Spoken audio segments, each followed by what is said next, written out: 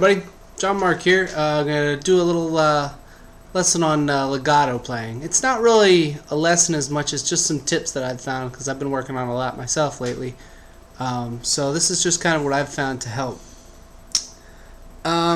So first of all, what is legato playing? Legato is when you go from note to note smoothly in a flowing fashion, and each note needs to be butted up right against the next note. So, like, you know, when you're alternate picking something and there's a pick sound in between each note. So that's kind of the opposite. That's staccato playing. So legato is smooth, like each note just flows into the next one. There's no break in the sound. So the way you do this is using hammer-ons. And now a lot of people use hammer-ons and pull-offs in their legato playing. And I watched a Marshall Harrison video, and he really had a lot to say about that, and he advocates not using any pull-offs. And if I could, I wouldn't either, but I occasionally need to throw them in. I find particularly when I go from a note on my pinky down to a note on my ring finger, I have trouble being able to hammer that. But so the hard thing to learn is to hammer from a higher fret to a lower fret. So that's the first thing I'm going to go over here.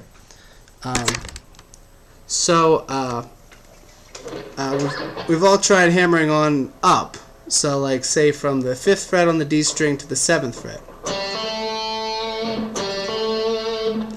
No big deal there. It's pretty intuitive. But now to hammer from the 7th fret down to the 5th fret, that's a little harder.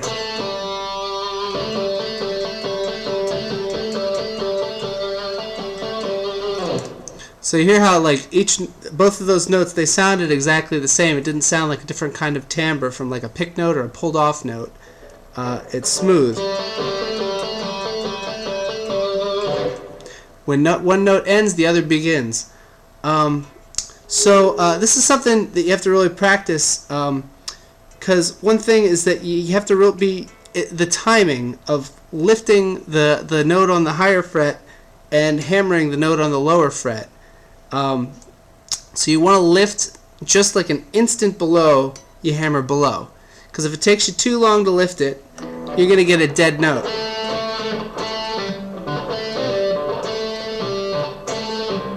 See? And if you lift it too soon, see how you get like an open note sound or just noise? So you have to time. So that's something you just need to practice. So you know, practice going forth between, you know, all of your fingers. You know, so maybe go ring, index, or middle index, and then ring, index. Just practice going back and forth between all of your fingers. I find going back and forth between the pinky and the ring is really tough. So first, just practice doing that. Then what you want to do is just take some familiar scale shapes and practice going up and down them using only hammer-ons. So I'll just do like an E major scale here.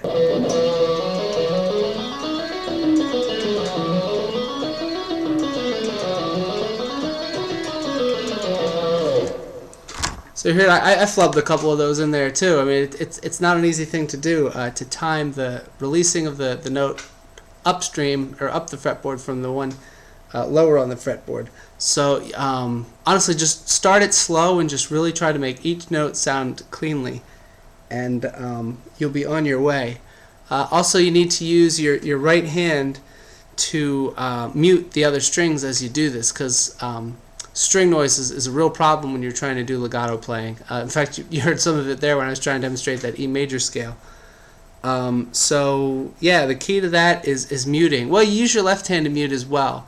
The notes on the lower end of the scale, like the low E and the low A, are easier to mute because, as you see from my fretting hand here, as I hit this note here, see how my finger's resting across all these strings here. So this isn't going to ring out. See, I can even do it with this hand not on there and it won't. So you don't always need to mute with your right hand, with your picking hand. But the combination of the two. So when you're on the lower end of the scale, you can kind of take your picking hand off the strings pretty much.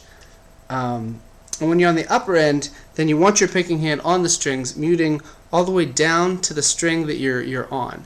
And you can just have it, you know, the way you palm mute, this kind of shape. So you can pretty much just do that, and bring it up as you're going up the strings, and then you don't need to mute when with your picking hand when you're on the lower strings. So one more thing that I picked up, and I learned this from a Sean Lane video that I have, is where your thumb is for your fretting hand is really important. You have more leverage if the thumb is. You want your thumb like. You see how my thumb is like down here? It's not like all the way up here as I try to do this, right? So this is like kind of like with my fingers kind of closed up trying to do this. That can work if you're picking or maybe just playing some blues shapes, but for legato playing, you really want that thumb lower on the back of the fretboard, and then you can extend a lot better. So that's the other thing is where your thumb is. Makes a big difference. You get a lot more leverage with these shapes. Also, sticking to 3-note per string patterns is really helpful. Slides can work really nice if you throw that into your legato playing.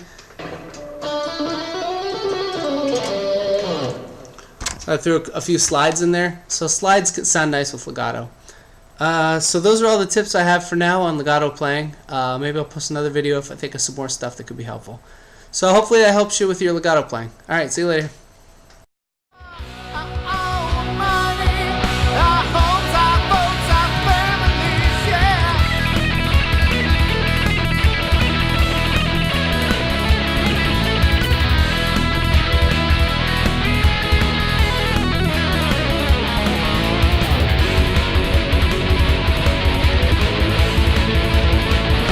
Do with it now?